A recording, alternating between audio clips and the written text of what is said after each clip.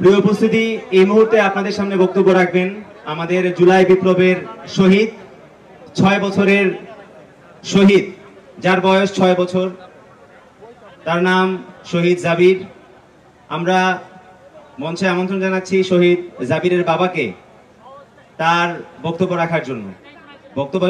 রাখার জন্য অনুরোধ করছি শহীদ জাবিরের বাবা। নতুন রাজনৈতিক দলের আত্মপ্রকাশ অনুষ্ঠানে এই মুহূর্তে বক্তব্য রাখছেন একজন শহীদের বাবা, এবং কিছুক্ষণ আগে কিন্তু বক্তব্য রেখেছিলেন বৈষম্য বিরোধী ছাত্র আন্দোলনের অন্যতম সমন্বয়ক আব্দুল হান্নান মাসুদ, এবং যিনি কিন্তু নতুন এই রাজনৈতিক দল অর্থাৎ জাতীয় নাগরিক পার্টির একটি গুরুত্বপূর্ণ পদে আসতে যাচ্ছেন বলে আসলে গুঞ্জন শোনা গিয়েছে। দর্শক, আপনাদেরকে আমরা সরাসরি সংযুক্ত করেছি এই মুহূর্তে জাতীয় সংসদ ভবনের পাশে মানিক মিয়া এভিনিউ থেকে, এবং সেই মানিক মিয়া এভিনিউতে কিন্তু আনুষ্ঠানিক প্রোগ্রাম আমাদের মাঝে এই একটি বিশাল মিছিল নিয়ে উপস্থিত হয়েছেন আমাদের গোপালগঞ্জের সহযোদ্ধারা। সবাই আমরা করতালি দিয়ে তাদেরকে স্বাগত জানাই। আমরা বলতে চাই, এই গোপালগঞ্জ শেখ হাসিনার গোপালগঞ্জ নয়, এই গোপালগঞ্জ শেখ মুজিবের গোপালগঞ্জ নয়, এই গোপালগঞ্জ আওয়ামী লীগের গোপালগঞ্জ নয়, এই গোপালগঞ্জ শহীদ আবু সাইদের গোপালগঞ্জ। জুলাই বিপ্লবের স্পিরিট নিয়ে গোপালগঞ্জ এগিয়ে যাবে মুজিববাদের কবর রচনা করার মাধ্যমে ইনশাআল্লাহ। এই মুহূর্তে আপনাদের সামনে বক্তব্য রাখবেন শহীদ জাবিরের বাবা।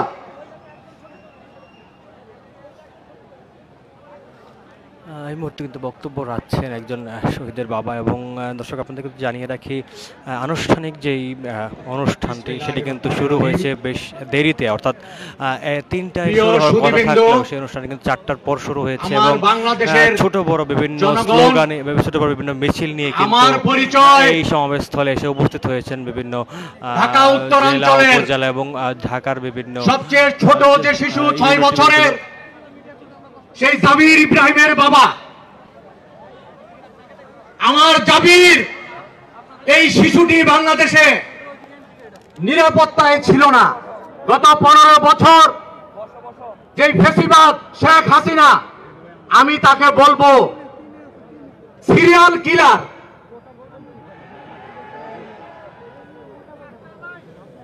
সেই 15 বছর আগে 57 জন আর্মি অফিসারকে হত্যা করে সে হত্যাযজ্ঞ শুরু করে 5ই আগস্ট আমার ছেলেকে দিয়ে শেষ করে। সুতরাং সে হলো সিরিয়াল কিলার। আমরা এই দেশে 1971 যেভাবে রক্তক্ষরণ হয়েছিল সেই রক্তক্ষরণ আর চাই না। 90-এ রক্তক্ষরণ হয়েছিল সেই রক্তক্ষরণ আর চাই না। এই 24-এ রক্তক্ষরণ হয়েছে, জুলাই বিপ্লবে যে রক্তক্ষরণ আমরা আর চাই না। সুতরাং এই দলের প্রতি আমার আকণ্ঠ শ্রদ্ধা থাকবে, সাপোর্ট থাকবে, তারা যেন নতুন বাংলাদেশ উপহার দেয়।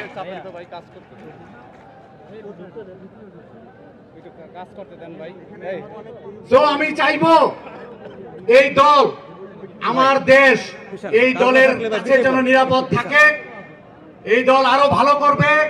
এই দলের প্রতি আমাদের, বিশেষ করে আমাদের এই যে শহীদ পরিবার, আমরা এই যে শহীদ পরিবারের পক্ষ থেকে তাদেরকে আমরা আকণ্ঠ সাপোর্ট জানাই।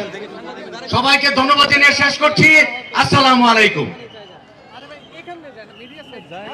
ধন্যবাদ।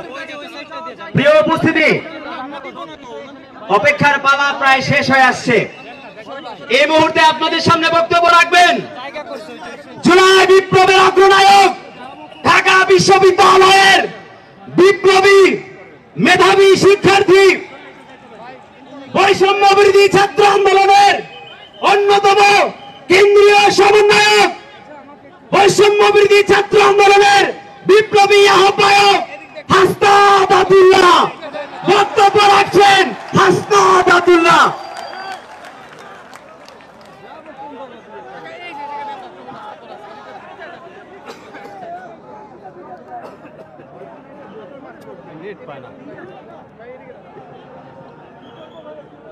প্রিয় দেশবাসী, আপনারা জানেন আমরা দীর্ঘ 1.5 দশকের আওয়ামী জাহিলিয়াতের শাসনের পরে আজকে আমরা মুক্ত বাংলাদেশে যেই সংসদ ভবনকে আমরা ফ্যাসিবাদ মুক্ত করেছি, সেই সংসদ ভবনের সামনে আমরা গণতান্ত্রিক প্রক্রিয়ায় সেই সংসদ ভবনে যাওয়ার জন্য আজকে আমরা মানিক মিয়া এভিনিউতে এসে দাঁড়িয়েছি। প্রিয় দেশবাসী, আপনারা জানেন দীর্ঘ ১.৫ দশকের বেশি সময় ধরে আমাদের দেশে ছিল বিচারহীনতার সংস্কৃতি। লগি বৈঠা থেকে শুরু করে ২০০৯ সালে আমাদের দেশের যারা ডিফেন্স অফ ফার্স্ট লাইন পিডিআরদেরকে আপনারা দেখেছেন কিভাবে ভারতীয় আগ্রাসনের মধ্য দিয়ে হত্যা করা হয়েছে। প্রিয় দেশবাসী, আপনারা দেখেছেন এই স্পষ্ট পিডিআর হত্যাকাণ্ডকে পিডিআর বিদ্রোহ হিসেবে চালানো হয়েছে। আপনারা দেখেছেন শাপলা চত্বরে আমাদের দাড়ি টুপিওয়ালা ভাইদের উপরে রাতের অন্ধকারে কিভাবে জেনোসাইড চালানো হয়েছে। আমাদের দাড়ি টুপিওয়ালা ভাইদের সামনে থেকে কিভাবে মাইক কেড়ে নিয়ে যাওয়া হয়েছে। প্রিয় দেশবাসী, আপনারা দেখেছেন বাংলাদেশে কিভাবে রাতের ভোট, কিভাবে দিনের ভোট রাতে চালু করার সংস্কৃতি চালু হয়েছে, দামি ইলেকশন চালু করা হয়েছে। আমরা ৫ই আগস্টে এই আওয়ামী লীগের এই দুঃশাসনের আমরা এই দুঃশাসনের কবর রচনা করেছি। আমরা বলতে চাই, এই গণভবনে কে যাবে সেটি নির্ধারিত হবে বাংলাদেশ থেকে, ভারত থেকে সেটি নির্ধারিত হবে না। আমরা স্পষ্ট করে বলতে চাই, এই সংসদে কে যাবে সেটি নির্ধারণ করবে বাংলাদেশের খেটে খাওয়া জনতা।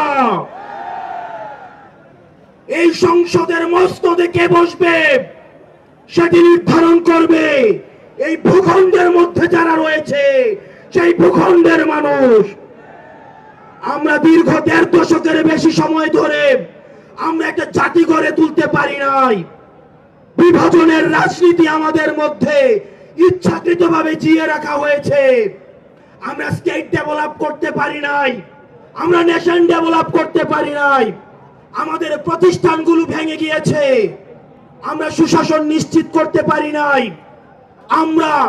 আমরা ফাংশনাল ব্যুরোক্রেসি নিশ্চিত করতে পারি নাই, আমরা স্বাধীন পুলিশ নিশ্চিত করতে পারি নাই, স্বাধীন বিচার বিভাগ নিশ্চিত করতে পারি নাই।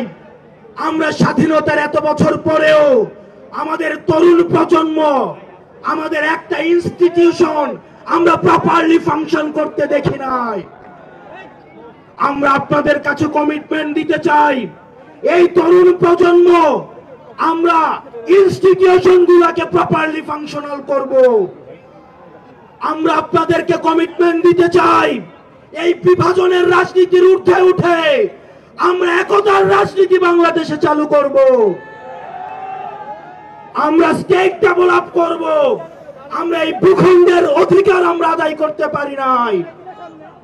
আমাদেরকে মাথায় রাখতে হবে, বিদেশের সাথে আমাদের বন্ধুত্বপূর্ণ সম্পর্ক থাকবে, কিন্তু কোন প্রেসক্রিপশনের সম্পর্ক থাকবে না। আমরা স্পষ্ট ভাষায় বলতে চাই, আমাদের যখন একটা ছেলে রাস্তায় রক্ত দেওয়া শিখে গিয়েছে, আমাদেরকে কেউ রক্ত দেওয়া থেকে দমায় রাখতে পারবে না। সুতরাং আমরা স্পষ্ট ভাষায় বলতে চাই, আমাদের প্রবীণ রাজনীতিবিদ যারা রয়েছে তাদের অভিজ্ঞতা এবং তরুণদের তেজদীপ্ত এবং অকুত ভয় যে নেচার রয়েছে, সেটার মিথস্ক্রিয়ায় আমরা পরবর্তী বাংলাদেশ বিনির্মাণ করব।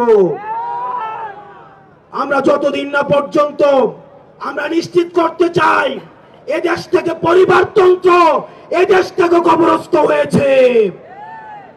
এদেশে কামারের ছেলে প্রধানমন্ত্রী হবে, কুমারের ছেলে প্রধানমন্ত্রী হবে। এদেশে যোগ্যতার ভিত্তিতে এদেশে নেতৃত্ব উঠে আসবে। আমরা স্পষ্ট করতে চাই, আমরা একটা সুন্দর বাংলাদেশ গড়তে চাই, যে বাংলাদেশে আমাদের মধ্যে কোনো ধরনের ভেদাভেদ থাকবে না। আমাদের রাজনৈতিক পরমত সহিষ্ণুতা থাকবে, মত প্রকাশের স্বাধীনতা থাকবে, আমাদের দ্বিমত প্রকাশের স্বাধীনতা থাকবে। আমরা একটা সমৃদ্ধ বাংলাদেশ গঠন করার জন্য আমরা আপনাদের কাছে কমিটমেন্ট দিচ্ছি, আমরা প্রতিজ্ঞা করছি। এই প্রতিজ্ঞার সাথে কারা কারা একমত রয়েছেন? ও ইনকিলাব জিন্দাবাদ, ইনকিলাব জিন্দাবাদ, ইনকিলাব জিন্দাবাদ, ইনকিলাব জিন্দাবাদ। আপনাদের সাথে দেখা হবে আমাদের তরুণদের স্বপ্নের বাংলাদেশে। আসসালামু আলাইকুম ওয়া রাহমাতুল্লাহ। এই মুহূর্তে বক্তব্য রেখেছেন হাসনাত আব্দুল্লাহ এবং ধন্যবাদ। যে বিভিন্ন রাজনৈতিক দলের নেতৃবৃন্দ কিন্তু উপস্থিত হয়েছেন, তাদের মধ্যে কিন্তু অংশগ্রহণ করেছেন বিএনপির যুগ্ম মহাসচিব রুহুল কবির রিজভী, শহীদউদ্দিন চৌধুরী এনি, এছাড়াও রয়েছেন গণসংহতি জুনায়েদ সাকিব, জামাতে ইসলামের সেক্রেটারি জেনারেল মিয়া গোলাম পরওয়ার, এছাড়াও রয়েছেন এবি পার্টির নেতা আসাদুজ্জামান ফুয়াদ সহ বিভিন্ন রাজনৈতিক দলের নেতৃবৃন্দ কিন্তু জুলাই বিপ্লবে অগ্রগণ্য ভূমিকা পালন করেছেন। হয়তো আমরা তাকে মিডিয়াতে দেখিনি, কিন্তু তিনি তার জায়গা থেকে জাতীয় নাগরিক কমিটির দায়িত্ব দায়বদ্ধতার জায়গা থেকে তিনি করে যাচ্ছেন। জাতীয় নাগরিক কমিটিকে সারা বাংলাদেশের 400-এরও অধিক উপজেলায় পৌঁছে দিয়েছেন যিনি। জুলাই গণঅভ্যুত্থানের সেই অন্যতম ব্যক্তিত্ব মোহাম্মদ নাসিরউদ্দিন পাটোয়ারি, বক্তব্য রাখার জন্য অনুরোধ করছি জাতীয় নাগরিক কমিটির সংগ্রামী আহ্বায়ক মোহাম্মদ নাসিরউদ্দিন পাটোয়ারিকে।